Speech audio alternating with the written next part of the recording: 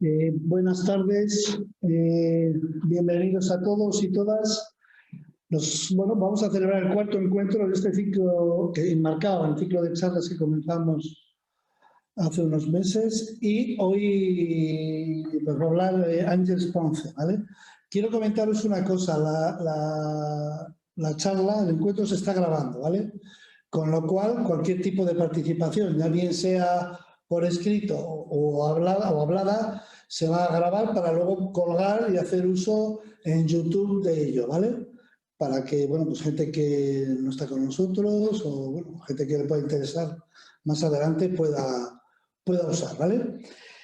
Estamos ya como casi 40 personas, yo creo que es buen momento para empezar.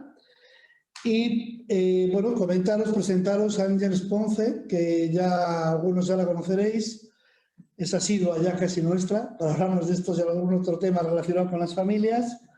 Es terapeuta familiar y experta, como dice ella, en acompañar a familias con hijos e hijas con discapacidad.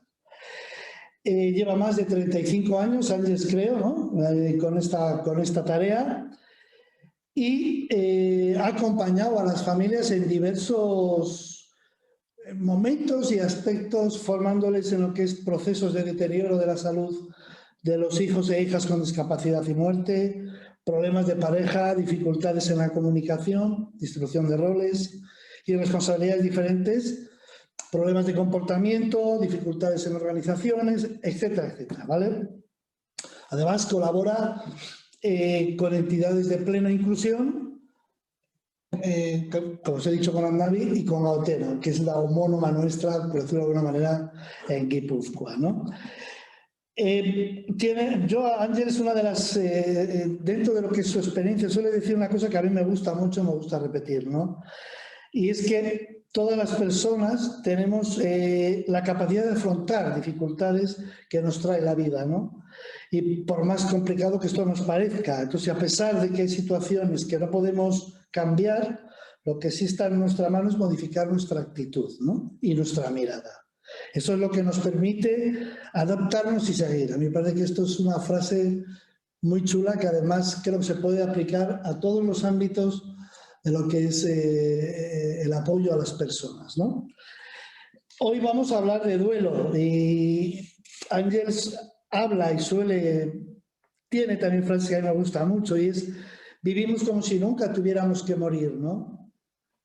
Por ejemplo, el escuchar nuestro propio dolor nos conecta con otros. A mí esto me parece que es muy importante. Si algo tenemos, tanto profesionales como familias con TEA, a veces es la propia dificultad a la hora de expresar y transmitir, ¿no?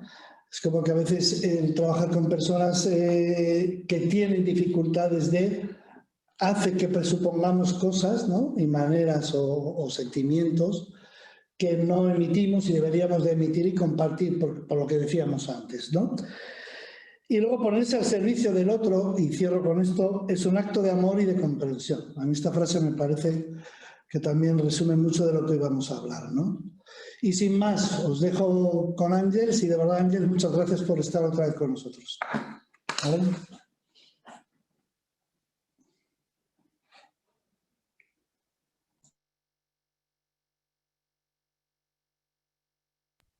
Bien, ahora ya puedo hablar. Muchas gracias, Emilio, y hola a todas y a todos.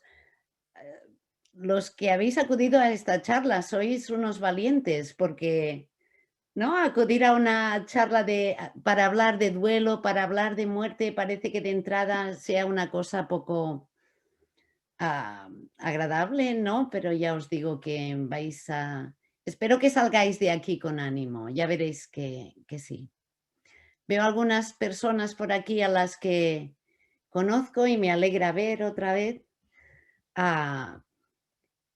Deciros que yo traigo una presentación ahora preparada para seguir más o menos un guión, pero va a ser mucho más dinámico y ameno si realmente podemos ir hablando, ¿no? Ir comentando. Lo que os voy a contar es simplemente poner en contexto dónde estamos, ¿no? Y voy a poner la muerte en el contexto de las personas con discapacidad. contando que la mayoría de los que estamos aquí somos madres, padres, profesionales, incluso personas con discapacidad a las que de verdad me gustaría mucho escuchar hoy. Para intervenir ya os han dicho que podéis escribir si os apetece en el chat, pero también tenéis otra posibilidad, que es levantáis la mano y simplemente os damos voz, abrís la pantalla y hablamos. Será mucho más dinámico así que yo esté hablando una hora entera, ¿no? Porque sin duda, a medida que yo voy a ir hablando, se os van a ocurrir cosas, quizás tenéis otra visión, ¿no? Lo que está muy bien también, o surge alguna pregunta. O sea que no esperéis a guardar vuestros comentarios para el final, sino que yo os animaría a que los vayáis haciendo simplemente a medida que os surge. Yo pararé y comentaremos. Será mucho más rico para todo el mundo, porque si no, os vais a quedar solo con mi visión, que es simplemente una visión, que lo que pretende es haceros pensar, quizás ampliar un poco, ¿no?, la mirada y bueno, y que os sea útil, que os resulte útil verlo desde otro punto de vista, ¿no? Este tema aparentemente tan difícil. Dicho esto, voy a empezar compartiendo pantalla. Este documento lo va a tener Abnavi y si lo queréis o lo necesitáis, pues lo podéis pedir, ¿eh? Vamos a hablar de eso, de la muerte en el entorno de la discapacidad. Y el punto de partida tiene que ser este, ¿no? Realmente plantearnos cómo vemos la muerte hoy en día aquí en nuestra sociedad, ¿no? Porque, bueno, es una visión, nuestra cultura en este momento tenemos una visión particular de la muerte, ¿no? El COVID ha venido a cambiarlo todo de alguna manera y creo que también lo que ha hecho el COVID es ponernos la muerte mucho más cerca, ¿no? Cada día tenemos la oportunidad de ver en la televisión, en los periódicos, en las redes sociales, ¿no? Nos pasan la lista desde hace muchos meses, pues el número de personas que han muerto con esta pandemia. Todos hemos tenido cerca a alguien, o más o menos cerca, a alguien a quien hemos perdido, ¿no? Esté más o menos cerca. Pero yo creo que desde hace un año la muerte es algo mucho más presente, ¿no? Por la situación de la pandemia. Más presente relativamente, ¿no? Porque si bien es cierto que todos en algún momento nos hemos planteado que nos puede ocurrir a nosotros, nos podemos infectar, podemos terminar en la UBI y quizás no salir de ahí. A la vez, esas listas y listas y listas de cada día, esos números, en cierta manera también nos han inmunizado, ¿no? Son unos números que vamos escuchando cada día y hablamos, tantas personas en la UCI, tantos muertos, 3.000. Y qué distinto es ese número cuando una de esas personas es alguien a quien tú quieres, ¿no? Qué distinto vemos ese número.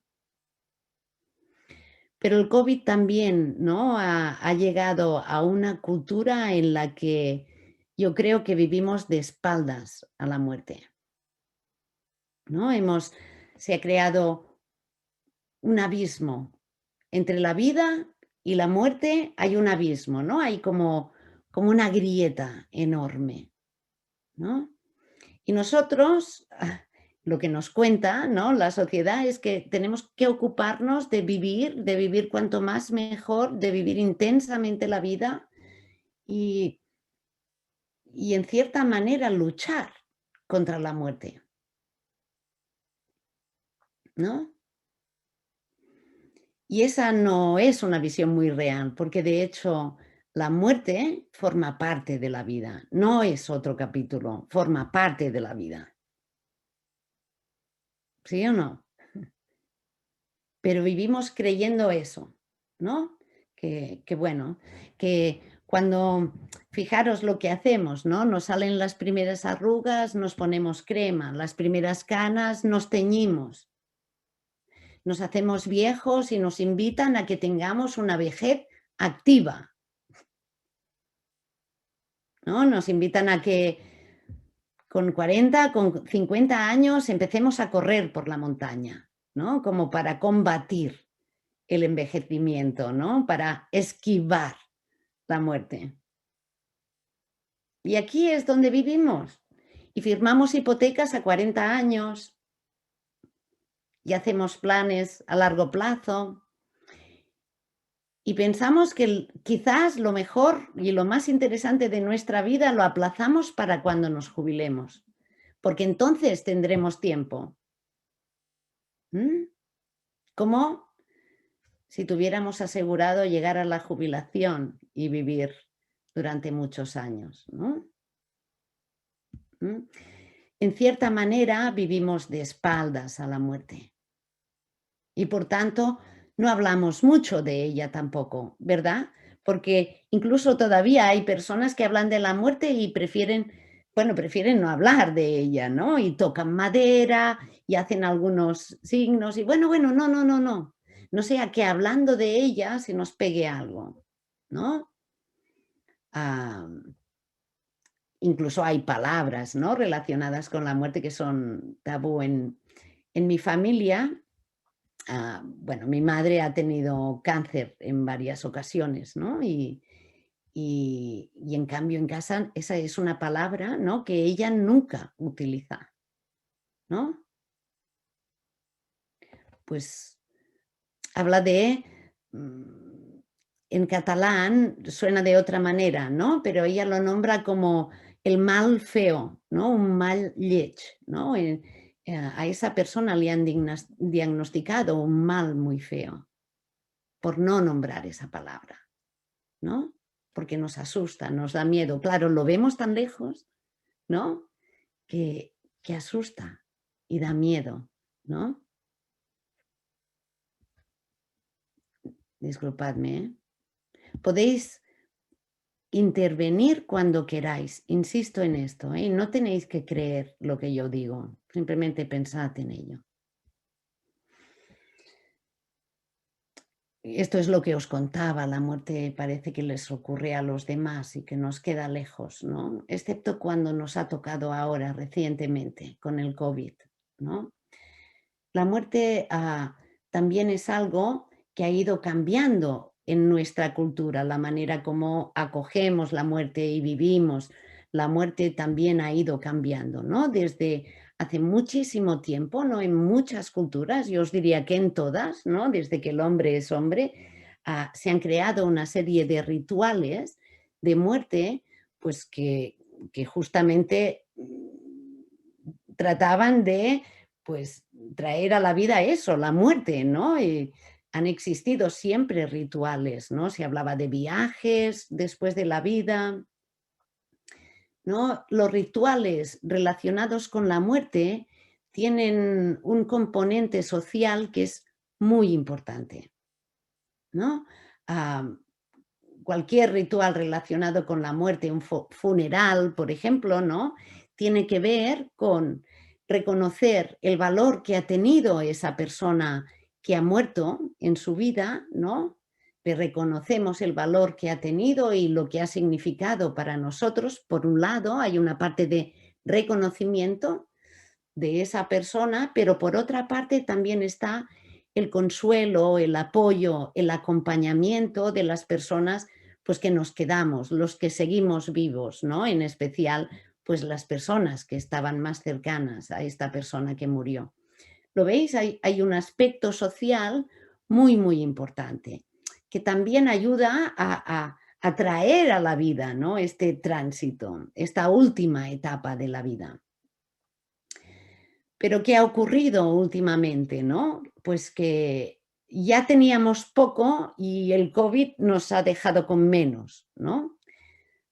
En los últimos años, ¿no? Y en la manera como vivimos actualmente con las prisas, la individualidad, el aparentar de que todo va bien y que la vida es fantástica, también ha significado pues que la muerte sea algo que últimamente se vive más en el ámbito más privado, ¿no? Se ha reducido el círculo de, de las personas con las que compartimos el dolor de la muerte, ¿no? Am, pues eso, ¿no? Antes seguramente vosotros habréis vivido, porque yo lo he vivido, ¿no? En mi casa, pues cuando alguien moría en casa se podía velar a esa persona en casa, ¿no? Y entonces acudían otras personas a visitar a la familia y hablar, ¿no? Había una serie de señales, ¿no? Que daban a entender, pues, que en esa casa había muerto alguien, ¿no? Y yo lo he vivido, ¿no? En casa de mi abuela, que era andaluza, pues se bajaban las persianas, se apagaba el televisión, no había música, las mujeres se vestían de negro, ¿no? Había una serie de señales que daban a entender que esa persona estaba de luto y fijaros que estas señales también daban la oportunidad de recibir apoyo, de recibir consuelo.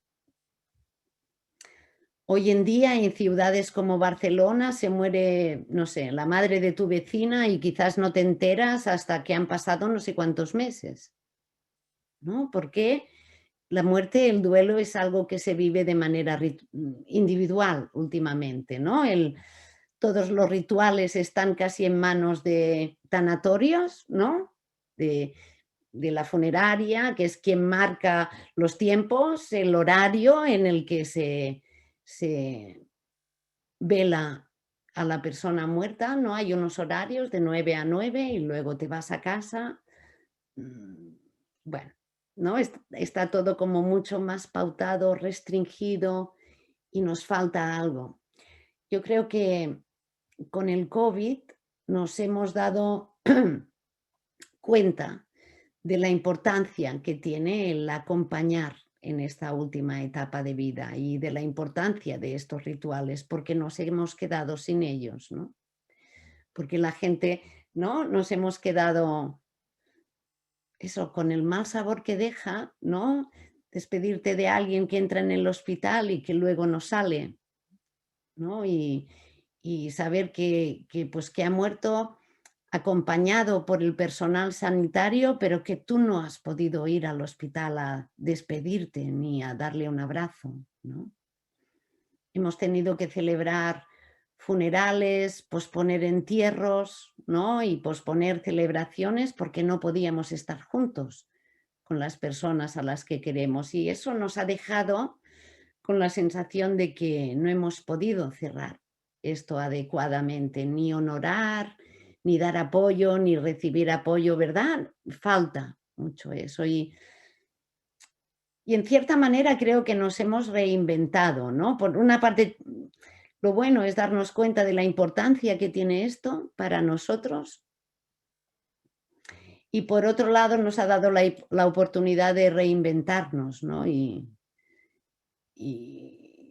bueno, todos habéis visto pues cómo el personal sanitario ha hecho lo que ha podido y más por acompañar a las personas que morían, a pesar de no estar preparados, lo han hecho y han estado a su lado y han atendido a las familias y la gente ha inventado celebraciones a través de Zoom, como estamos haciendo ahora, ¿no? Hemos pospuesto los funerales, ¿no? Y los hemos convertido en meriendas familiares cuando hemos podido reunirnos, ¿no? No los hemos dejado de hacer, los hemos reinventado, pero ¿veis la importancia que tienen estas cosas? ¿Vale? Y retomaré este tema en un rato también. Vivir de esta manera, de espaldas a la muerte, ¿no? De una manera tan individual, por un lado, pero también haciendo ver que no vamos a morir nunca y pensar que la muerte es algo que está muy lejos de mí, ¿no? Es lo que provoca de que nunca estemos preparados para la muerte, ¿no? Y porque nunca la miramos de cara, porque es algo que tenemos que evitar, que no queremos hablar, es desagradable. Además, hay otro fenómeno que es importante, es realmente complicado para un ser humano plantearse la propia muerte, ¿verdad? Cuando te paras a pensar de que un día realmente vas a morir, ¿no? Se te vienen a la mente también otras ideas, ¿no? Otras preguntas para las que no tenemos respuesta, ¿no? Como, ¿qué sentido tiene la vida si nacemos para morir? ¿Qué sentido tiene la vida, no? Ya nuestra mente racional y humana, claro, llegamos a un punto en el que no tenemos ninguna respuesta, a no ser que tengas una creencia religiosa, ¿no? Que le dé sentido a eso. Desde una mente científica y racional es muy difícil, ¿no? Y por tanto es algo que no encaja mucho, ¿no? Tampoco con nuestra manera de vivir, ¿no? Y este es otro motivo. Fijaros que de alguna manera os estoy descargando del hecho de que vivamos de esta manera. Vivimos así porque vivimos en el siglo en el que vivimos y de la manera como vivimos y la sociedad es la que tenemos y nos han educado a todos como nos han educado, ¿no? En otras culturas la muerte está mucho más integrada o integrada de otra manera, no en la nuestra, ¿no? Y esto hace que mirar a la muerte de cara sea algo complicado, para lo que nos sentimos muchas veces indefensos, ¿no? Sí, indefensos, que no impotentes. Luego os cuento, aunque es una emoción que surge ahí, ¿no? Pero la verdad es que nacemos para morir y que la muerte es lo único cierto que tenemos en esta vida. Nuestra vida se termina con nuestra muerte. Y no hay más, es así, ¿no? Y de Elizabeth Kubler-Ross, que es una autora bueno, que ha dedicado, bueno, es la que más ha escrito acerca de la muerte y los procesos de duelo, decía, ¿no? Que en realidad todo lo que tenemos en nuestra vida es prestado, ¿no? Que todo se acaba, ¿no?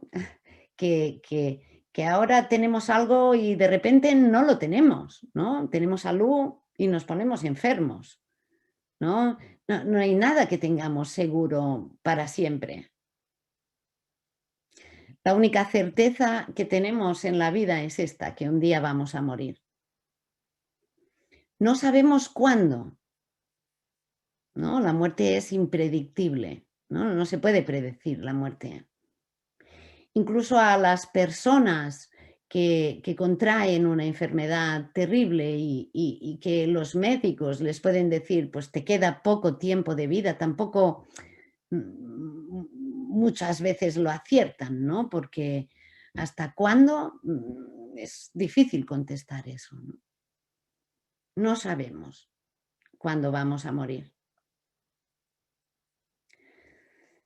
Es inevitable, no lo puedo evitar, ¿no? No hay manera. Sí que quizás, bueno, en alguna ocasión a lo largo de la vida quizás habré podido tener alguna experiencia en la que mi vida haya corrido peligro, ¿no? Pero quizás la he sobrevivido, ¿no? Pero llegará un momento en que no podré evitar la muerte, ¿no? Y que nadie me podrá ayudar tampoco, ¿no? No. Llegará un momento en que mi cuerpo no podrá responder ante la muerte inminente, mi corazón dejará de latir, ya no podrá latir más. Y tampoco me van a poder rescatar a mis seres queridos, ¿no? Nadie me va a poder evitar que yo muera, ni yo mismo. Y la muerte es irreversible, no hay vuelta atrás. Una vez mueres, pues mueres. ¿Mm? No os puedo contar mucho más de la muerte porque nunca me he muerto. ¿Mm? Y ante estas cosas, cada uno de nosotros, y esto es muy importante, cada uno de nosotros tiene una percepción distinta ante la muerte. Porque depende de muchos factores. La visión que yo tengo tiene mucho que ver con mi experiencia. Que yo sienta más o menos miedo ante la muerte tiene que ver con las muertes que yo he vivido en mi vida. Todas las personas, de alguna manera, hemos tenido a la muerte cerca, más o menos cerca, en general. Hay personas jóvenes que no, que todavía no han tenido esta experiencia, pero todos en general. Y la manera como yo he afrontado estas muertes en su momento, pues hace que yo tenga una visión determinada de la muerte. Pero no solo eso, también lo que he aprendido, cómo me han enseñado, lo que he vivido en casa, cómo me han educado, ¿no? En mi casa, cómo se hablaba de la muerte en mi casa. ¿Se podía hablar en mi casa de la muerte o no? Alguien moría y allí se cerraba la puerta y no se hablaba nunca más de esa persona o no. En mi casa siempre hemos hablado de una manera abierta de nuestros muertos, ¿no? Incluso los celebramos, los recordamos y los tenemos presentes porque tenemos fotos ahí. ¿Sabéis? En cada casa se vive de manera distinta y esto influye mucho en la manera como yo afronto la muerte. También qué tipos de muerte he vivido, ¿no? He tenido la experiencia de muertes tremendas, ¿no? Accidentales, ¿no? Brutales, ¿no? Suicidios. O más bien la experiencia que tengo yo de muerte es de poder acompañar a alguien mayor viendo cómo se apagaba y pudiendo estar a su lado. ¿Sí? Las experiencias que he ido adquiriendo es lo que modela cómo yo afronto esto. Naturalmente, las creencias religiosas también son importantes, ¿no? Porque la religión, y no solo la religión, la espiritualidad, ¿no? La espiritualidad es trascender, es como encontrar sentido, ¿no? Y dar respuesta a preguntas que racionalmente no puedo responder, ¿no? Entonces aparecen esas creencias más religiosas o espirituales, ¿no? Y como para resumir, no es lo mismo, no afrontamos de la misma manera la muerte, las personas que no tenemos ningún tipo de creencia, que pensamos que no hay nada más después de la muerte ni nada, ¿no? Pues no lo afrontamos igual que las personas que pensamos, pues que sí, que detrás de la muerte, pues quizás hay una vida mejor, hay la posibilidad de reencarnarnos y todo eso, ¿no? ¿Veis? Afrontamos de manera distinta según también cuáles son nuestras creencias. ¿Eh?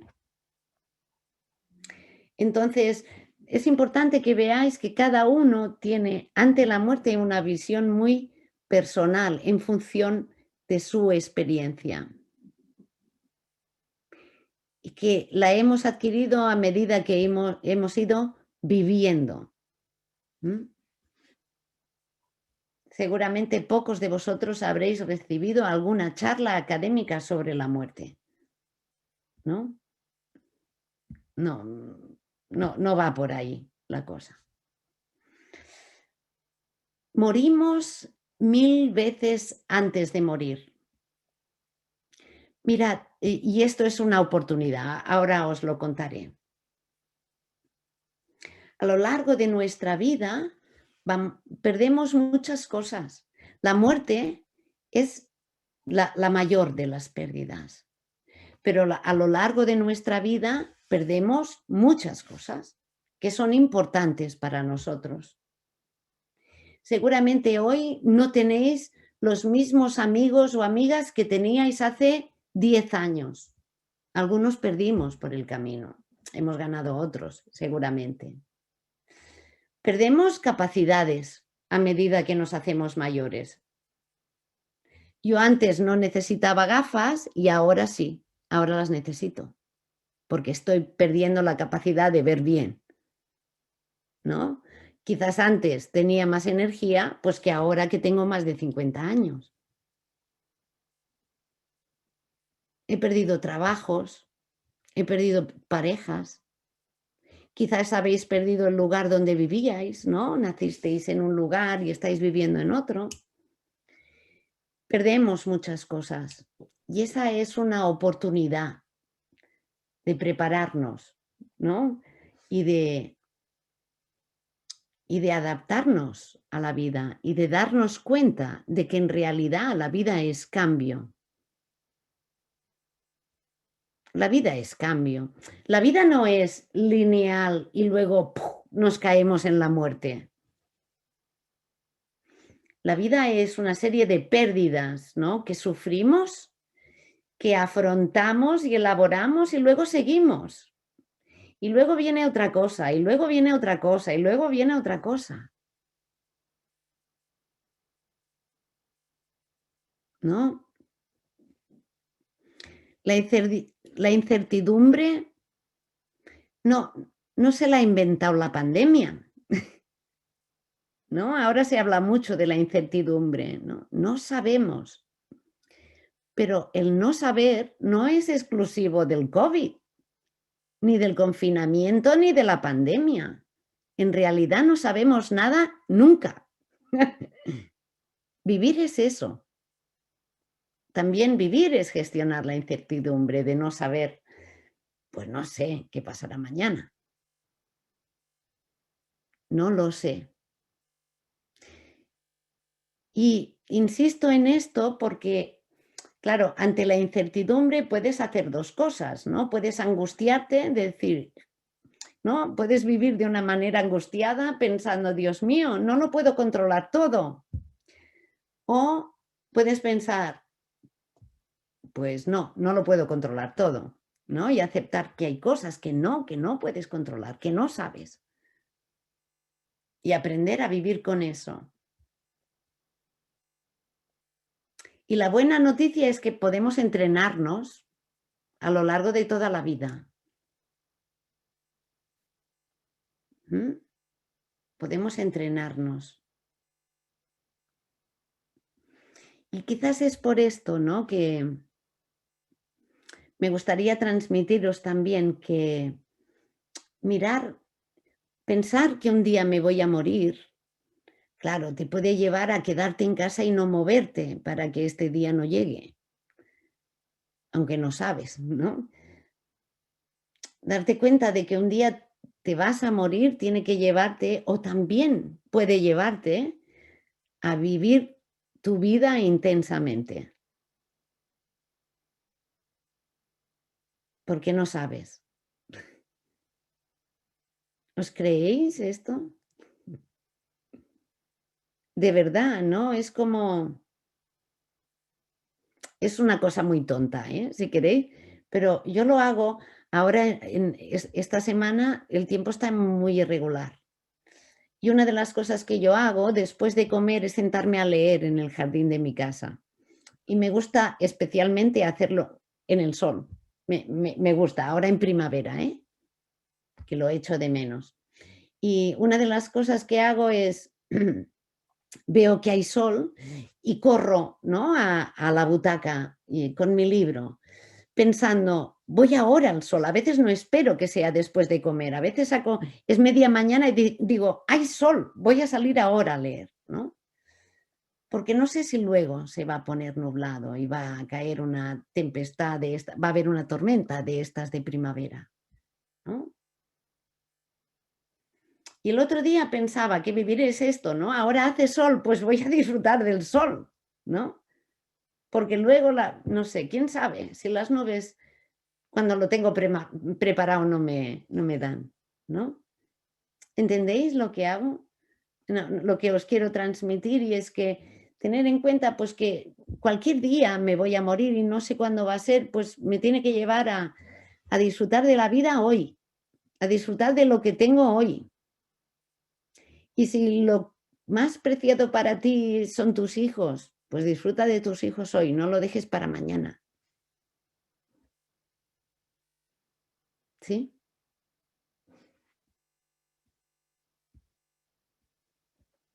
Comentadme lo que queráis, ¿eh? O escribís o me habláis, ¿eh? Haciendo así, ¿vale? Y otro de los aprendizajes importantes que hacemos con con estas pérdidas que vamos teniendo es también aprender a soltar, ¿no? Fijaros, cuando pierdo algo que es importante para mí, ¿no? Eso me hace sufrir, sin duda. Pero con el tiempo, ¿no? Me voy adaptando, ¿no? Voy suavizando ese dolor y voy adaptándome a la realidad, ¿no? A aceptar la pérdida y eso de alguna manera es soltar. Adaptarme es soltar, es no aferrarme a lo que he perdido, ¿no? Puedo estar enfurruñada porque he perdido lo que he perdido y, ¿no? Pero es aprender a soltar también. Ahora, cuando os hable de duelo, quizás lo entendéis un poco mejor. No he encontrado manera más fácil otra manera de contar esto. Perder a alguien a quien amas duele. Y no hay alternativa. No hay alternativa. Cuando pierdes a alguien a quien amas, que es muy significativo, muy importante para ti, duele. Y le duele a todo el mundo. Me duele a mí, te duele a ti, le duele a la vecina del quinto. Duele. Y ese dolor es inevitable. Porque tiene que ver con el vínculo que yo tengo con la persona que he perdido. Es directamente proporcional. Para que lo entendáis, yo lo cuento así, ¿no? Sufres tanto porque has amado tanto. Te duele tanto porque has amado mucho. El otro día escuché a una persona que decía que el dolor que sentimos en el duelo es el amor que no sabe dónde ir.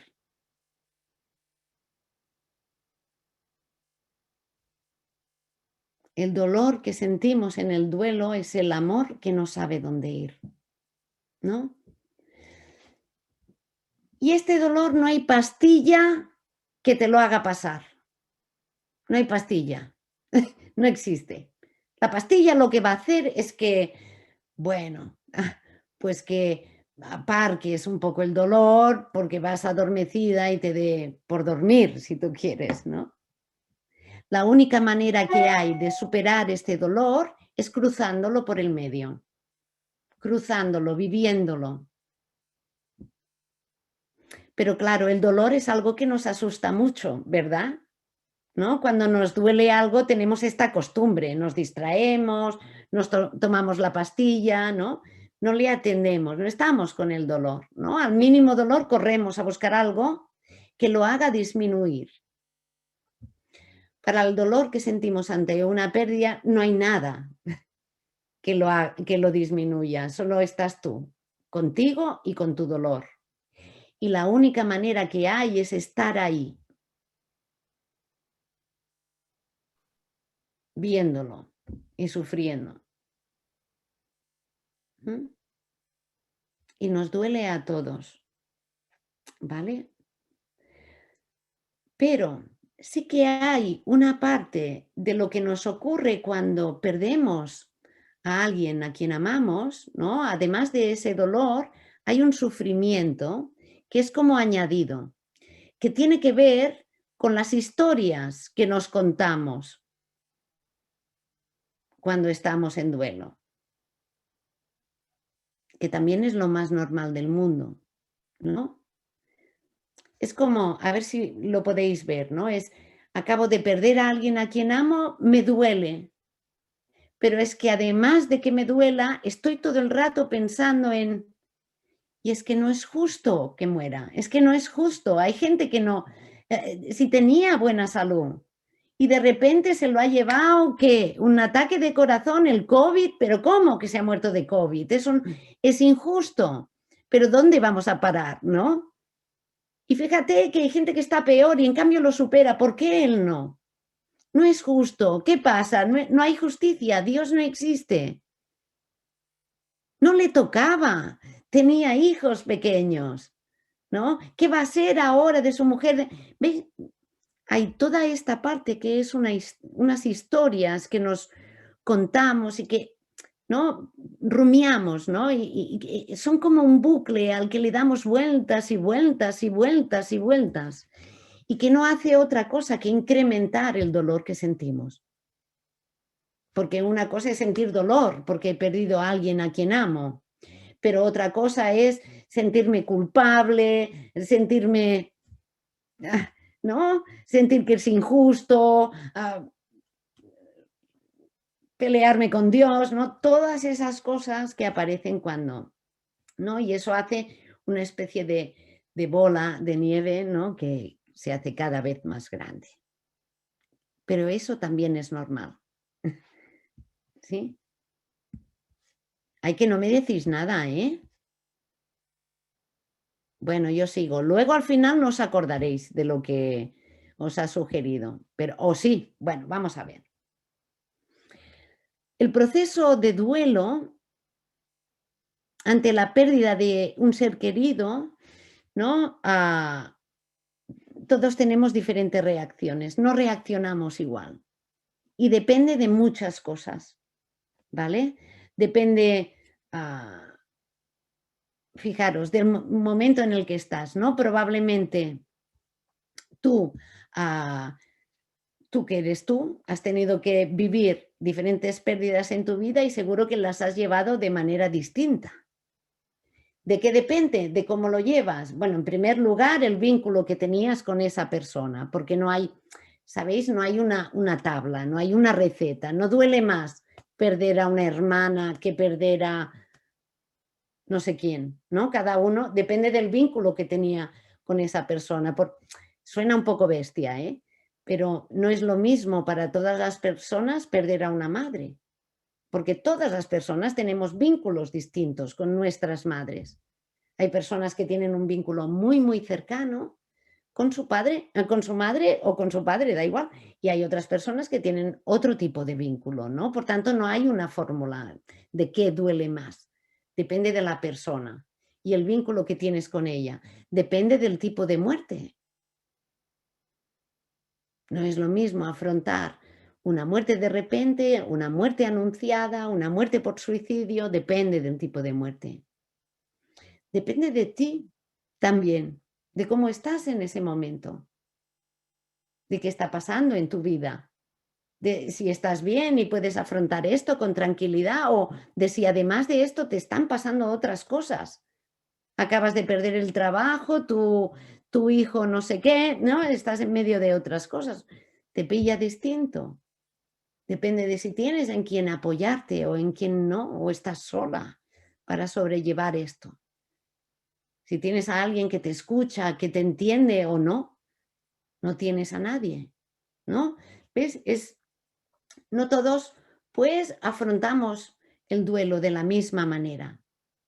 Así pues, ya os he contado algo importante acerca del proceso de duelo, ¿no? Todos automáticamente, no solo ante la muerte, sino ante pérdidas significativas, iniciamos un proceso de duelo que implica tiempo y decisión. Es decir, con el tiempo solo no hacemos nada. Se necesita un tiempo y una caña. incluso cuando estás en un proceso de duelo, necesitas tiempo para disminuir la intensidad de las emociones que aparecen, ¿no? Para que se suavice ese dolor, necesitas un tiempo, pero también requiere de cierto esfuerzo. Ni que sea para levantarte de la cama, ni que sea para comer, ¿no? Hay personas que tienen que esforzarse para comer algo cuando están de duelo, ¿no? De lo mal que se sienten. Así pues, el proceso de duelo lo hacemos todos, es natural y también es normal, ¿no? Que aparezca lo que aparece, que ahora os lo voy a contar. Es absolutamente personal y es algo muy complejo, porque además es muy intenso, hay muchas emociones. A ver, fácil no es, ¿no? Ahora os lo contaré un poco mejor, ¿no? Pero para que entendáis, el duelo es el camino que recorremos desde que perdemos a una persona significativa para nosotros y por tanto sentimos tantísimo dolor, ¿no? Desde este momento hasta el momento en el que somos capaces de poder retomar nuestras vidas con esa ausencia, ¿no? Yo lo cuento, es como cuando pierdes a alguien en el corazón se hace un agujero enorme, ¿no? Es como ¡puf! Ha caído una bomba ahí dentro, ¿no? Y se ha hecho un boquete enorme que duele un montón. Con el proceso de duelo, ese agujero, ¿no? De alguna manera se va cerrando, ¿no? Se va cerrando, se va cerrando. Pero la realidad es que la herida siempre está ahí, ¿no? Terminar un proceso de duelo no significa que olvides a la persona o que no sientas nada cuando la recuerdes, ¿no? Yo, en mi experiencia, ¿no? Yo perdí, bueno, yo naturalmente he perdido a personas significativas en mi vida, ¿no? Y pues, y hay veces en que la recuerdo y por más tiempo que haya pasado, sientes un pellizco en el corazón. Cuando piensas cosas como, si viera esto, ¿no? ¿Qué diría? ¿O cómo me gustaría que estuviera aquí? Le echo de menos, por más que hayan pasado los años, ¿no?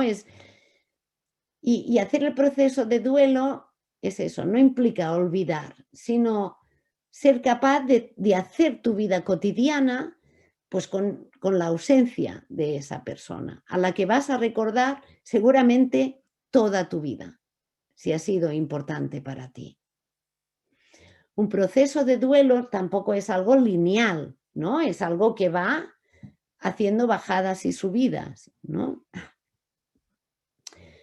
En el COVID yo he perdido bueno, a un muy buen amigo. Él murió el 15 de abril del año pasado. Y muy buen amigo. Y su mujer es casi como mi hermana. Y esta semana justamente me la encontré y ya superamos el año de su muerte, ¿no? Y ella me dijo, me han llamado hoy del ambulatorio diciéndome que, bueno, me daban hora para que mi marido se vacunara del COVID, ¿no? Y me lo decía, pues, con mucho dolor también, ¿no? Con lo que le ha costado pasar este año, van y le llaman para la vacuna y ¡pum!, ¿no? De nuevo te vuelves a caer, ¿no?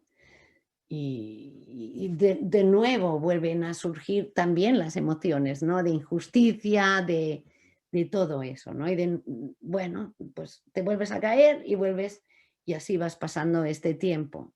¿Mm?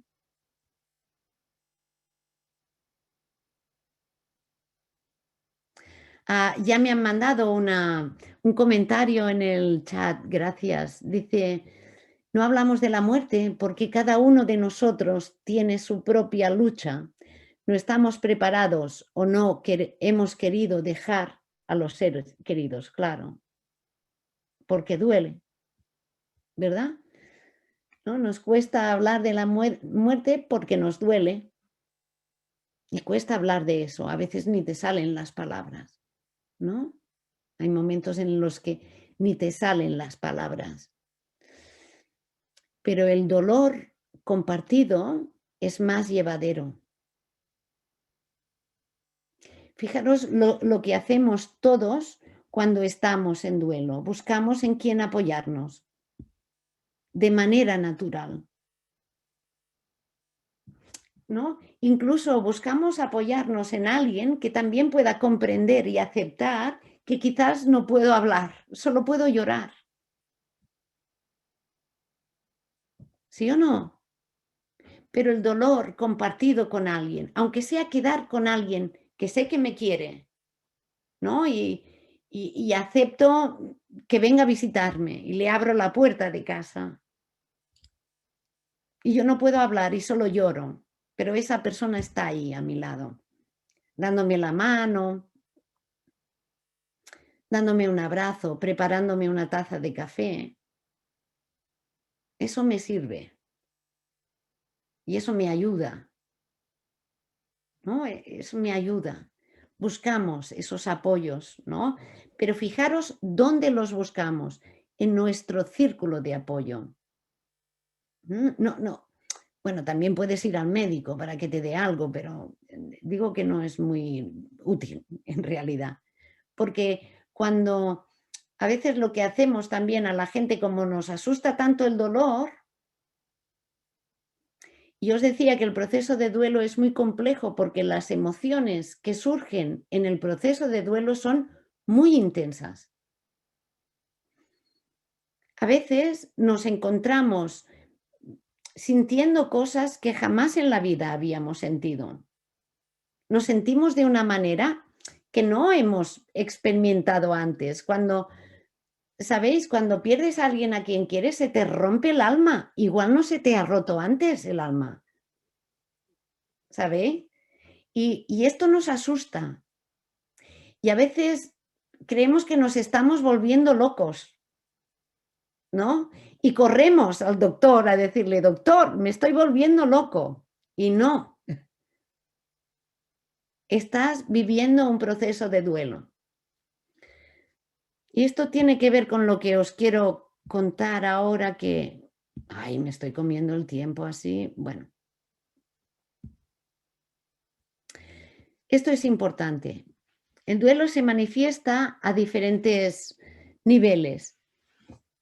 A veces se confunde el duelo porque los síntomas que aparecen, lo que aparece cuando estás en un proceso de duelo, es muy parecido a lo que ocurre cuando tienes una depresión. Una depresión es una enfermedad. Un proceso de duelo es algo natural. Pero mirad lo que pasa cuando estás en duelo. Es que se parece mucho a la depresión, sin serlo, ¿eh? Tienes emociones muy intensas, como os contaba, ¿no? Y a veces contradictorias, ¿no? Tú puedes sentir, puedes sentir que la muerte de esta persona a la que quieres tanto es una liberación porque estaba sufriendo y puedes pensar, por fin descansa, pero a la vez te puedes sentir culpable por pensar esto y a la vez triste porque le has perdido. Y como todo es como una tormenta de emociones, ¿no? Es decir, me estoy volviendo loco, me estoy volviendo loca. ¿Qué me está pasando? ¿Sí? Pero es normal, son intensas y a veces contradictorias. Además, también viene acompañado por una serie de sensaciones físicas, ¿no? De un nudo en el pecho, de una dificultad para respirar, una falta de energía, mucho abatimiento físico, no tienes fuerzas para nada, ni para levantarte de la cama. ¿Mm? Además tienes la cabeza abotargada, ¿no? Y tienes la cabeza, te confundes, no entiendes lo que te dicen, se te olvidan las cosas, te despistas, no eres capaz de tomar decisiones, estás confundida. Y además tienes conductas, bueno, que pues tampoco son las normales en ti. Igual eres una persona muy pacífica y un día te da por romper una taza. O pegar un grito. O mandar a alguien a la mierda. O no querer saber nada de nadie. Todo esto es normal. ¿Sí? Lo que hace el proceso de duelo es que de aquí en lo que hay todo esto y es muy intenso, con el tiempo y una caña, todo esto va disminuyendo y es más fácil. Lo más fácil es que también las sensaciones, lo que va asociado también es, hay trastornos de sueño, hay trastornos alimentarios, ¿no? Pero esto es lo primero que se recupera, por así decirlo, ¿no? Lo que es normal es que te cueste dormir, pero es más fácil que vuelvas a dormir mejor a que te saques la pena de encima. ¿Sí? ¿No? Es más fácil pues que poco a poco vuelvas a recuperar el hambre a que las emociones cuestan más de suavizar. Ay, perdón. Hoy ya me voy a dar un poco de prisa porque así no, solo me quedan 3, vale, voy bien. Vamos a hablar, partiendo de esta base, os voy a decir 4 cosas de las personas con discapacidad y ya hablamos entre todas, ¿eh? Ya va llegando el momento de hablar todos y todas, ¿no?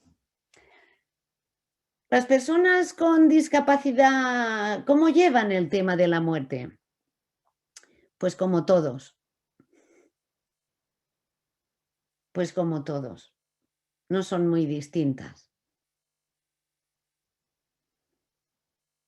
Las personas con discapacidad, más si son adultas, ya saben que la muerte existe.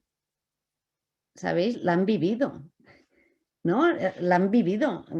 Habrán en algún momento, o sea, habrán visto un pájaro muerto, en algún momento habrán oído hablar que se ha muerto la vecina o quizás un amigo del taller, ¿no? Un compañero de ocio, ¿no? O un familiar, su abuelo, su abuela. Las personas con discapacidad saben que la muerte existe. ¿Pero la entienden? La pregunta es, ¿de verdad que es necesario entender la muerte? ¿Qué hay que entender de la muerte? Las personas, no, con esto os quiero decir que no hace falta tener un coeficiente intelectual muy elevado para sentir la muerte. Porque la muerte la sentimos, no la pensamos. El problema de la muerte no es entenderla, es que duele. Ese es el problema. ¿No? O es lo que nos cuesta más de gestionar. Las personas con discapacidad, por más gravemente afectadas que estén, sienten la ausencia. La sienten. Si la entienden o no la entienden, no lo sé. Y tampoco es tan importante, pero la sienten, notan. Notan que el cuidador que tenían hasta hoy ha cambiado y ya no está. Fijaros que la esencia de la muerte es la ausencia. Y por más afectación que tengas, puedes sentir la ausencia. Notan la ausencia de su madre o de su padre o del cuidador, que es más significativo para ellas. ¿Sí? Lo notan y lo muestran. Muchas veces creemos, no, las personas con discapacidad no entienden la muerte porque tampoco, bueno, no vemos nada distinto, ¿no? Y a veces lo que miramos es lo que dicen ellas, ¿no? Es lo que dicen, esperando que nos digan cómo siento la muerte de esta persona, le echo de menos, ¿no? Pero fijaros que yo os decía que hay diferentes maneras de mostrar que estoy en proceso de duelo, ¿no?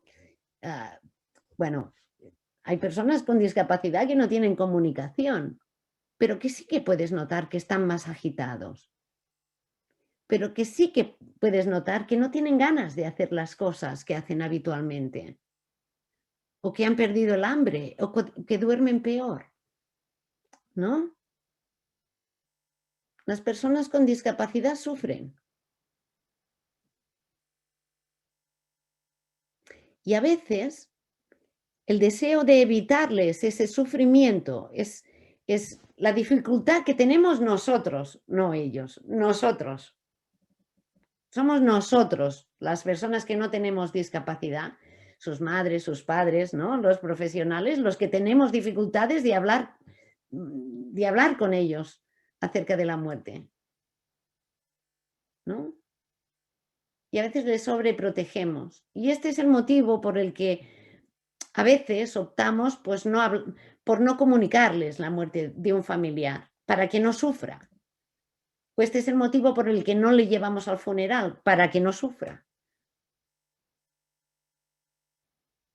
Y cuidado, estoy diciendo esto entendiendo que esto lo hacemos desde el amor y desde el cariño, por evitarles el sufrimiento, ¿eh?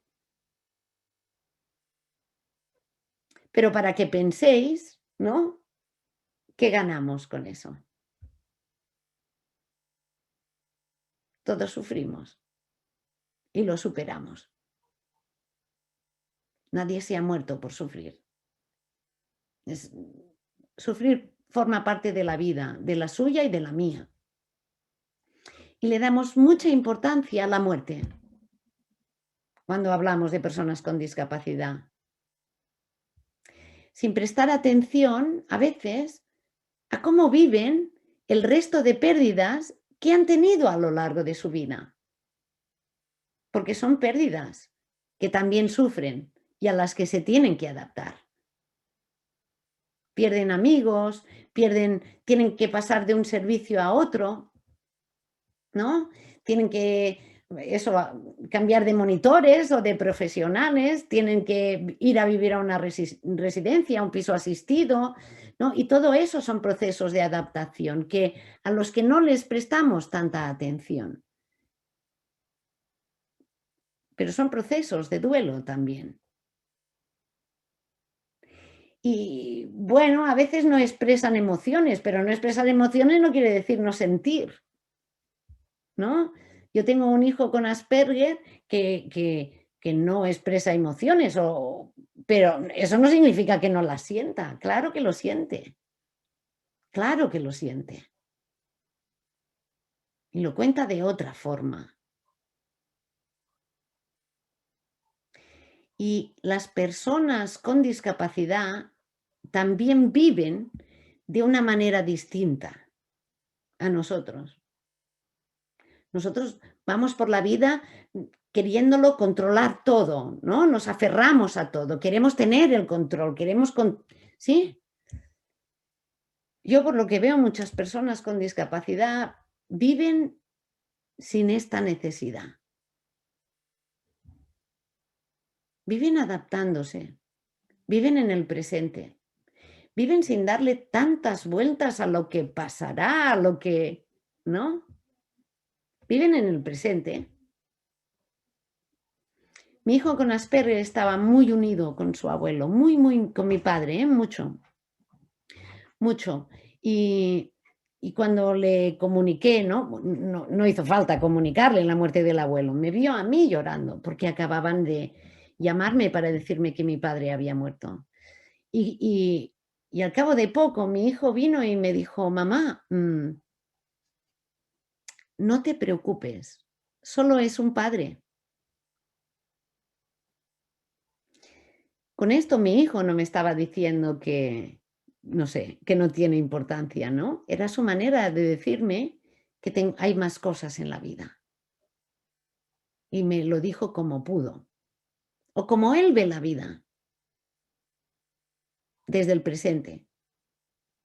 Hay más cosas. El abuelo no está, estamos nosotros. ¿Lo veis? En especial, no, las personas con autismo son maestros de vivir en el presente, maestros de adaptarse, ¿no? necesitan su rutina, sí, necesitan, no, pero cuando tienen esa seguridad, pues ahí están. Y no está, no está. Es lo que yo he visto, ¿no? En casos de parejas separadas con hijos con autismo, ¿no? ¿Y cómo lo lleva la hija con autismo? Pues lo lleva bien. Cuando está con mamá, está con mamá. Cuando está con papá, está con papá. ¿No? Y ver eso, pues, es trasladable a la muerte. Y lo voy a dejar aquí, si os parece, para hablar con vosotros, porque además ya estáis comentando cosas, ¿vale?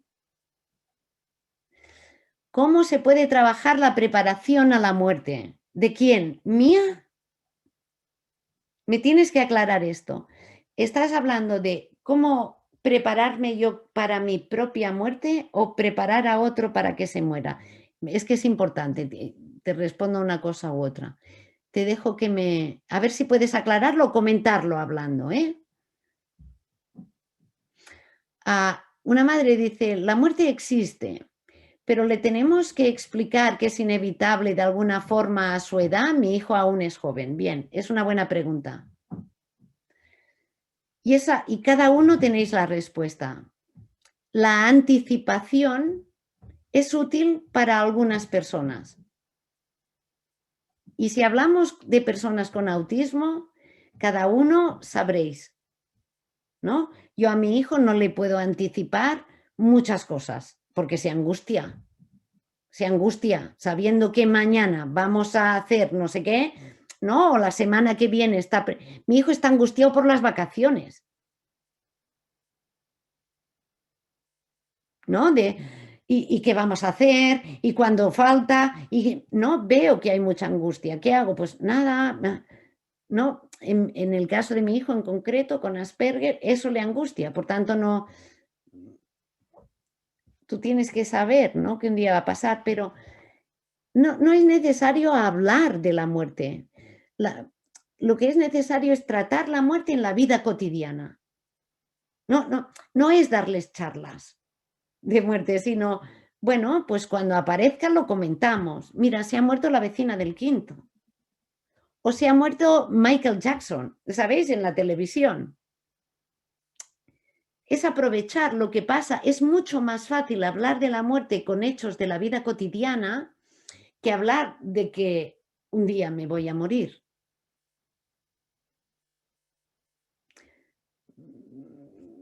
Sí, es más fácil para ti, para esa persona, ¿no? Porque cuando hablamos de la muerte de otro, podemos hablar de la nuestra propia, ¿no? Puedo aprovechar que voy al funeral de un familiar, no sé, voy a decir una tontería, pero es para que me entendáis. Y puedo pensar, a mí no me pongáis flores, ¿no? Yo recuerdo a mi abuela que me decía, a mí no me pongáis flores, ¿no? Y lo decía a colación, pues, de algún entierro, seguramente, o de que estábamos hablando habíamos ido al cementerio, pero hablas de tu muerte aprovechando esta situación cotidiana. Para mi familia, otra madre dice, para mi familia y para mí lo más terrible de la muerte de mi padre en enero del año pasado no fue su enfermedad, ni siquiera su fallecimiento, sino la ausencia y el vacío tan grande que nos ha dejado. Incomprensible para mi hijo con autismo, claro, claro que deja vacío, claro que deja ausencia.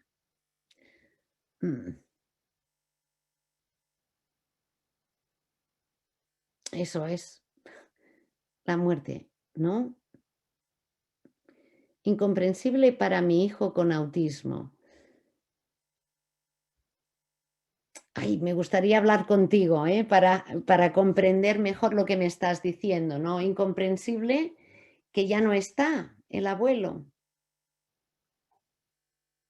O injusto, porque es distinto. ¿No? Incomprensible el por qué no tenemos respuesta a todo, ¿no? Y quizás tu hijo necesita tiempo, ¿no? Para hacerse la idea de que ya no está. Pero si quieres, háblame más y te podré dar una respuesta más adecuada. El padre me comentaba cómo prepararnos para mi propia muerte o preparar a mi hijo ante mi muerte. Hablar de ello, ¿no? Yo hablo con mis hijos de mi muerte, ¿no? Y hablamos tranquilamente y de manera natural que un día no vamos a estar, ¿no? Y de esto hablamos comiendo, ¿no? A raíz de, pues no sé a raíz de qué, ¿no? Pero tengo una hija, la edad de 5 o 6 años, todos los hijos del mundo le preguntan a sus padres, mamá, ¿tú te vas a morir un día? ¿No? Y yo siempre le he respondido que sí, un día me moriré, porque es la verdad, ¿no? Y no sé, la última conversación la hemos tenido no hace mucho, ¿no? El día que yo no esté, ¿no? O mi hija me pregunta, ¿y el día que te mueras? Pues hablamos. Porque a veces la dificultad de hablar de mi muerte con mis hijos es mía, no de mi hijo o mi hija. ¿Mm?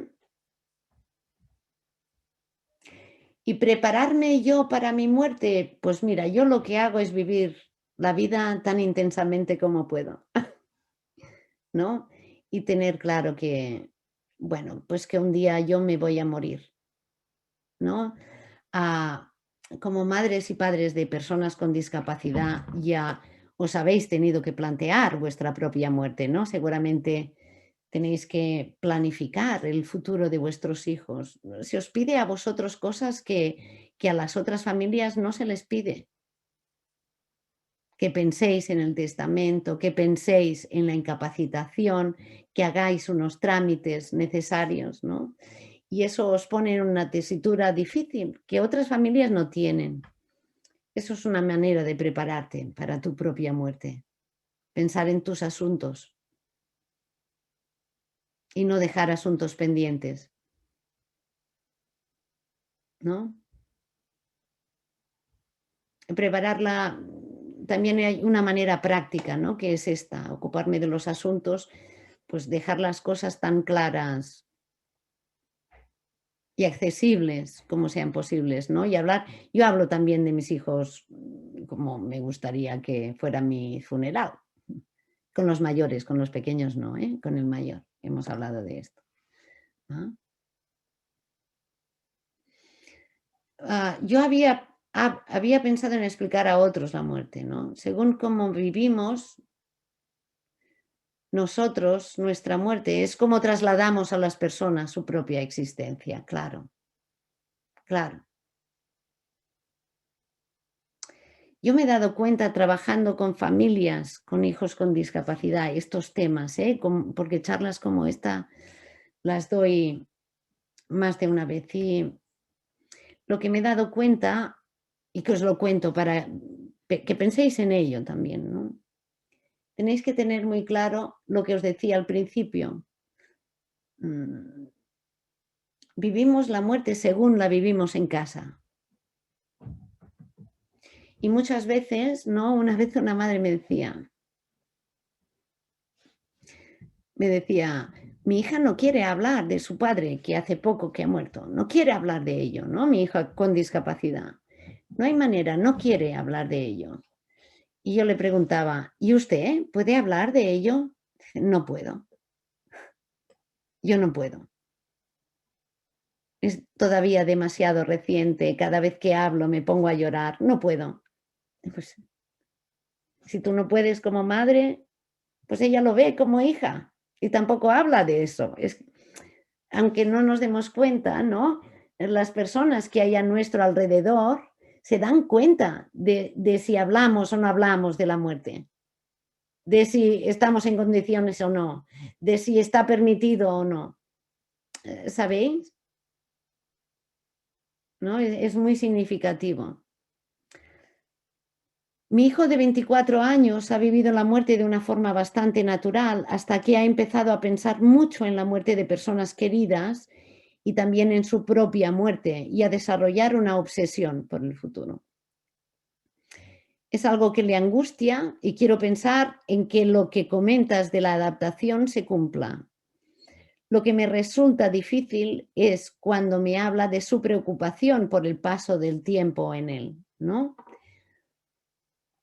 Lo que va a pasar y cómo va a pasar, nadie lo sabe, ¿no? Y lo que angustia es lo que puede pasar. Y la manera de manejarlo es en el presente.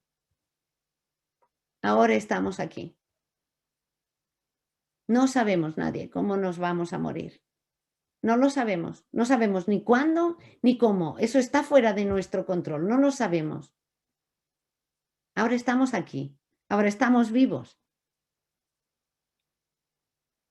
Y esta persona que se preocupe, que te preocupa que se muera, también está viva. ¿Y qué podemos hacer? Disfrutarla. Disfrutarla. La abuela es muy mayor, un día se va a morir, sí, pero ahora está viva. ¿Qué podemos hacer ahora con la abuela? ¿Qué quieres hacer? ¿Mm? La manera de, fíjate que la angustia muchas veces está porque la mente está en el futuro y la cosa es, ¿no? Es como la obsesión que tiene mi hijo con las vacaciones, porque sabe que le desestabilizan, es un cambio brutal para él y cuando te digo que le angustia, quiero decir que le saltan las lágrimas, ¿eh? Se angustia mucho pensando en las vacaciones. ¿Y cómo tengo, y qué hago? ¿Negarle que van a llegar las vacaciones? No, trayéndola aquí ahora. Ahora estamos aquí, no estamos de vacaciones, no estamos de vacaciones, estamos aquí. Eso no ha llegado, ¿no? Y trayéndole aquí. ¿Mm? La enfermedad también se esconde, da la sensación de que las personas se deprimen, pero es positivo saber que se puede ser feliz estando enfermo. Sí, claro. Es que vivimos en una sociedad en la que no le gustan ni los viejos, ni las arrugas, ni los enfermos, ni... Y la muerte es algo contra lo que luchar. Fijaros qué términos usamos cuando se habla de cáncer, ¿no? De valientes, de luchadores. Venga, tienes que luchar. Las personas enfermas de cáncer no, no luchan contra el cáncer, luchan la medicina, luchan los médicos. Las personas con cáncer conviven cada día con el cáncer. Se levantan con él y se acuestan con él. Viven con él. Pero solo hace falta que te des cuenta de estos términos. Y claro que se esconde. Porque una persona que muere de cáncer, ¿qué significa? ¿Que no luchó lo suficiente? ¿Que no fue lo suficiente valiente? ¿Que es un cobarde? No. Pero si yo pongo todos esos términos, ¿qué pasa con la gente que se muere de cáncer o que no puede vencer su cáncer? Pero estos términos son muy sociales, ¿eh? Luchar contra la muerte es, madre mía, es una guerra perdida, ¿no? Mi hijo con TEA, es otra persona, me dice que a él no le da pena que se haya muerto su abuelo. Hace ya 5 años, pero a día de hoy no deja de hablar de él casi a diario. Yo siempre le digo que mientras esté en nuestros pensamientos, está con nosotros, no les olvidamos, claro. ¿Y qué hace tu hijo? Lo que le cuentas, lo está manteniendo vivo, ¿no? Seguramente tu hijo pues hace eso, mantiene vivo el recuerdo de su abuelo. De hecho, es lo único que nos queda, ¿no? De las personas que perdemos. Su recuerdo y los buenos momentos, ¿no? Y eso hace que les podamos recordar con mucho cariño, ¿no? Está bien recordar, es lo único que nos queda. Está bien. Es un buen mensaje este. Sí. A mi hijo también a mi hijo hace 5 años que murió mi padre y a veces habla de él. Una vez me contó, no, ya no me acuerdo de su cara. Y yo le ofrecí la posibilidad, ¿quieres que pongamos una foto en alguna parte por si alguna vez te apetece recordar cómo? Y me dijo, sí, sí, es una buena idea, ¿no? Y pues puse una foto entre muchas otras que tenemos en casa, puse una foto del abuelo y ahí está con toda la naturalidad, ¿no? Pero ya está. Y él a veces habla de él. Sí. Bueno, quedan 4 minutos para las 7. Llevo 2 horas hablando. De verdad que me gustaría escuchar a alguien de vosotros. La voz. ¿Cuántas personas hay en la sala? 43. Dudo que todas queráis hablar. Venga, ¿quién se atreve?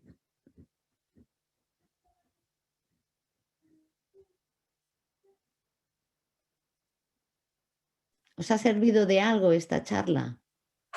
Hola Ángels. Hola, Paula.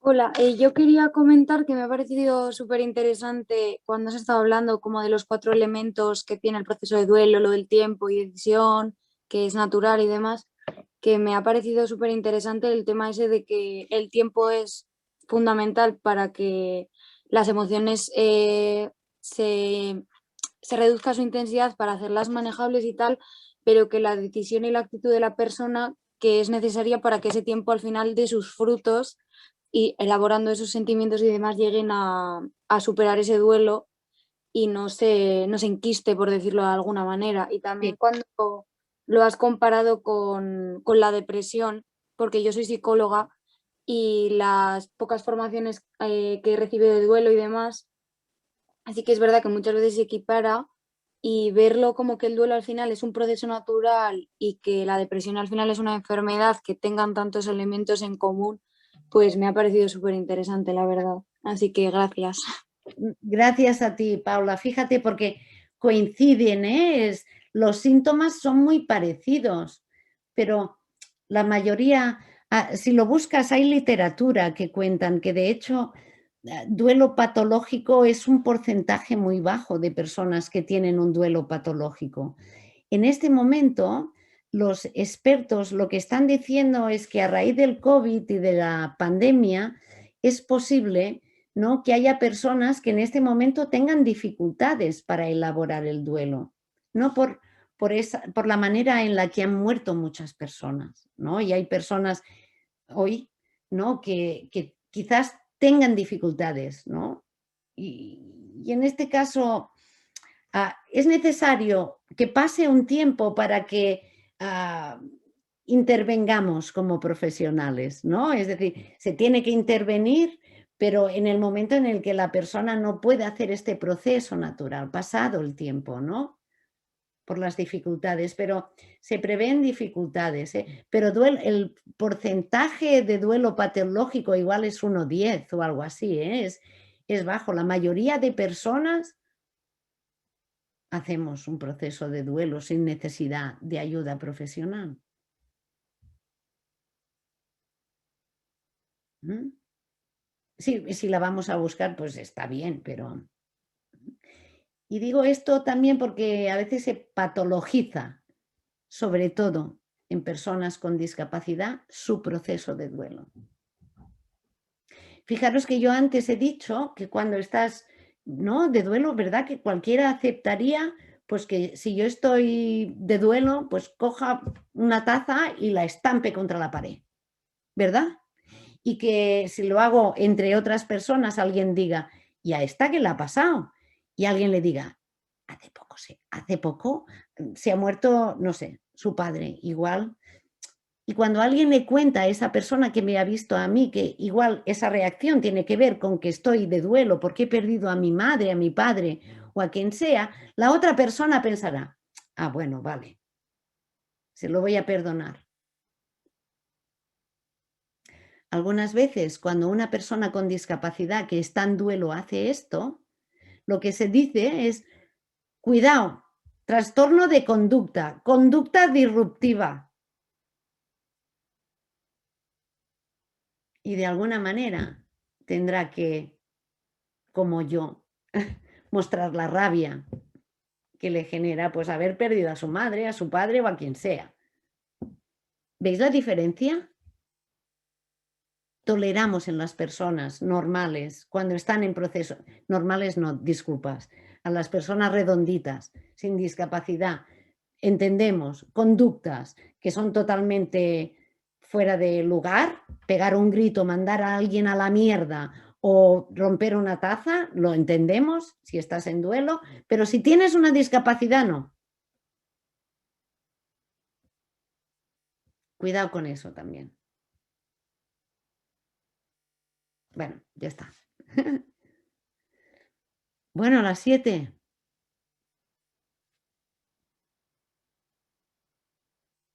Dime, no te llamo Juan, no eres Juan Carlos, pero actívate la voz. Disculpa, veo Juan Carlos Barriero, pero no eres tú, seguro. Será el que está a tu lado.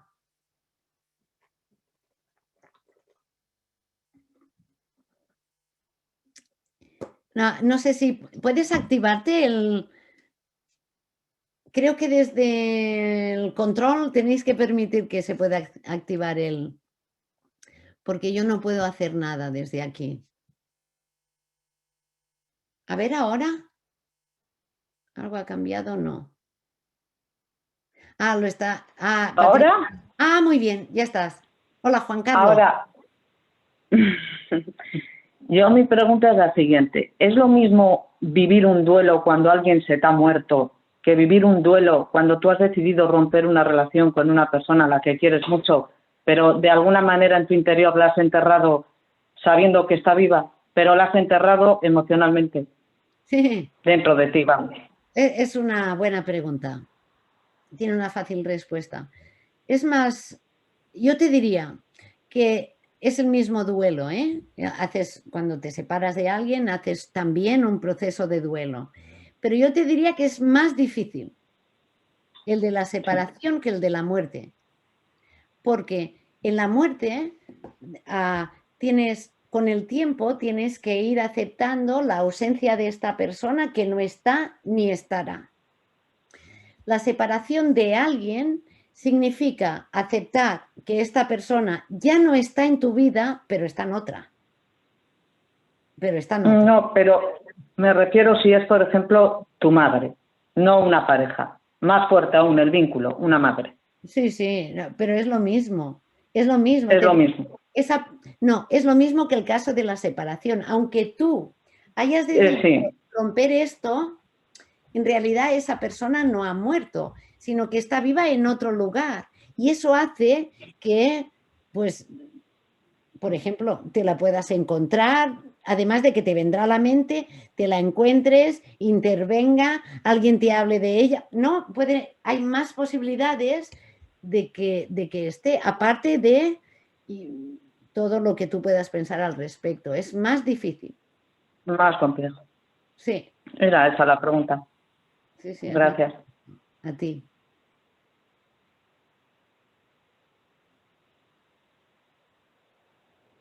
Ay, yo no pensaba hablar tanto.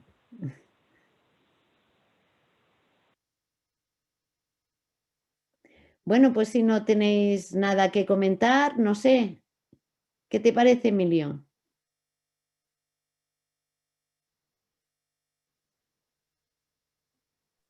Bueno, pues si no hay mucho más, simplemente, Ángel, es un placer, como te he dicho al principio, un gustazo verte. Yo por lo menos me tiraría un rato más. Y simplemente yo destacaría de lo que ha sido la tarde, sigo con las frases. A mí me parece que hay 2, 3 frases. El dolor que sentimos en el duelo es el amor que no sabe dónde ir. Me parece que eso es así, ¿no? Y es complicado, ¿no? Y luego sobre la discapacidad, yo os diría algo, al hilo de lo que has comentado tú, Ángeles. Es cierto que cuando una persona con discapacidad, me da igual en qué aspecto, en qué ámbito, si es duelo, si es afecto, si es estudio, ese ansia a veces de normalizar hace que pierdan o que no les podamos ver realmente en su propio sentimiento, ¿no? Y en su propio pesar, ¿no? Que no tiene por qué ser el que nosotros pensamos que tienen que tener. O sea, nosotros nos permitimos deslices que no permitimos. Yo quería ahondar esto porque me parece que es muy importante de cara a las personas con discapacidad, porque lo primero que son personas. Sí, Lo de la discapacidad es algo sobrevenido, ¿no? exacto. Y yo, poco más. Morimos 1000 veces antes de morir y nos veremos en otra, Ángeles. Sí, Muchas gracias por todo. muchas ¿Vale? gracias. Gracias a todos por vuestra atención. Hasta otro día, ¿eh? Un abrazo a todos y a todas. ¿Vale? Nos vemos. Agur, Agur. agur. Chao. Qué bueno. Qué bueno.